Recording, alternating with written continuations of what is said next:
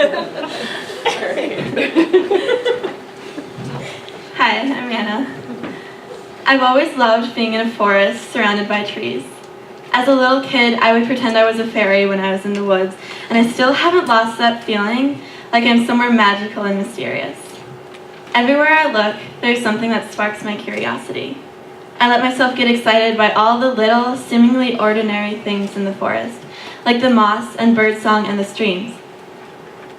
The Mississippi River flows through St. Paul, Minnesota, where I'm from, and there's a thin strip of woods lining it. I love to walk there and explore the paths down to the river. The woods there are an important part of home for me. When I was in preschool, we learned about the rainforest and how it was being chopped down at an alarming rate.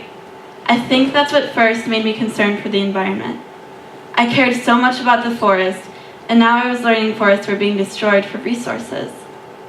I was scared for the trees and the animals that were being affected, and so ever since then, I've tried not to waste paper and water and other resources. But I didn't feel like I was able to really take action against the problems we're causing for the earth until I came to CSG. This semester has helped me acquire a lot of new tools for taking action in ways I hadn't really thought of before. For example, I've learned it's important to be passionate and to put that passion to use. In marine science, the passion that all of us have for nature was apparent on the very first day of school when Carrie, Kate, and Becca took us to the state park to start off coastal adventure class. I remember walking down the path through the forest and thinking about how similar it was to home. Then all of a sudden there was the ocean, and the beach was covered in seaweed, and there were hermit crabs in a tide pool with mysterious purple bugs. Almost immediately, we were all huddled around the tide pool, shouting out observations and asking Carrie all sorts of questions.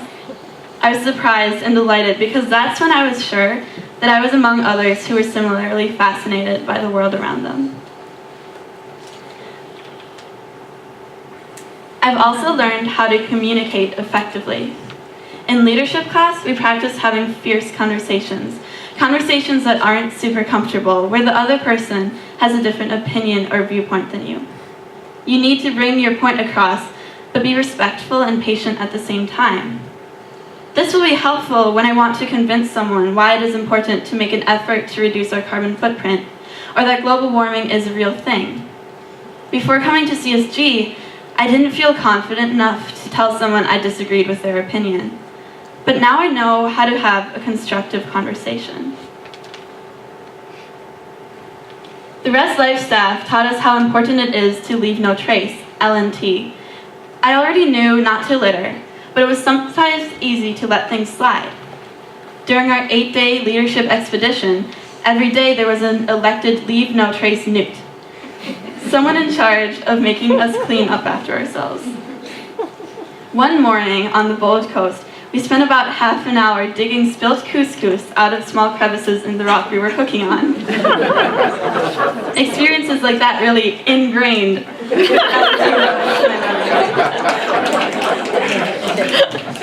Another time, we participated in Coastal Cleanup Day. We worked together to clean up a small island that was a sanctuary for seabirds. Once we started looking, we found buoys, wrappers, and plastic bottles, including a message in a bottle. We picked up about 90 pounds of trash. And the crazy thing was that this island was hardly ever visited because it's a reserve and people usually aren't allowed on there. All that trash had washed up on shore. Leaving no trace is really important for the health of the wildlife and the beauty of the area, and we all have to do our part to sustain the well-being of the natural lands we get to experience. The RAs taught a class about being responsible and informed consumers. We learned that you can vote with your money in what companies you choose to support. We were introduced to all these websites that give companies different ratings based off of their impact on the environment. Gail has also taught me about the importance of knowing where your food comes from. Before every meal, she would tell us where our food was grown. At home in Minnesota, we always ate organic, but now I have a better understanding of why that makes a difference for the environment. Buying locally and seasonally cuts down on transportation and supports local farmers, and eating organic when you can cuts down on the release of chemicals. On a recent Saturday, Res Life brought us to a rally in Portland about COP21 the United Nations Climate Change Conference going on in Paris right now. We marched down the sidewalk chanting, "Turn the tides on climate change," and "The codfish care, the clams care, our children care." Art students made a huge Mother Earth puppet and beautiful banners demanding renewable energy by the year 2050. From this experience, I learned that art can really help to make a difference, which was really exciting for me because I'm really passionate about art. And the rally let me experience firsthand what an impact art can make in raising awareness about global issues.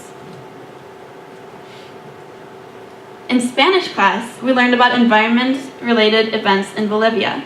We learned about the water wars, where a large company took over the city of Cochabamba's water system and privatized the water, and the civilians protested in the streets. And we learned about La Ley de Madre Tierra, or the Law of Mother Earth, a Bolivian law giving rights to the environment, just like rights to humans.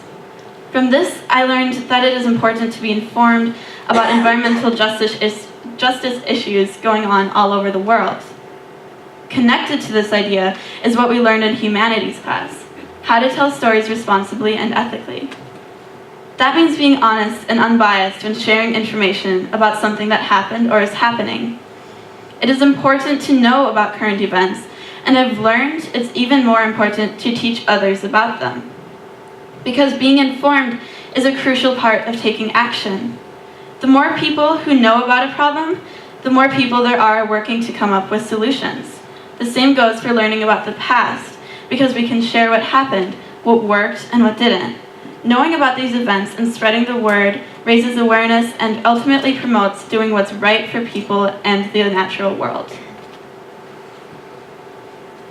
One of the reasons I came to CSG was because I was hoping I would come back with a better sense of what I want to do with my life. Even though I'm still not sure about how I want to spend my future, I think I've accomplished that goal in a way, because I've become more confident in myself and my abilities. I want to go out and take action against climate change, something I used to think I couldn't do because it would have to be something huge, like chaining myself to trees or having a meeting with the president. Now, having spent a semester at CSG, I realize I can do things like that if I set my mind on it. There are also so many other things I can do to make a difference every day, like have conversations, leave no trace, being an informed consumer, participate in rallies, make art with a message to share, and be aware of events around the world. Now, as we move on to our next adventures, I'm looking forward to figuring out what exactly I want to do with what I've learned here.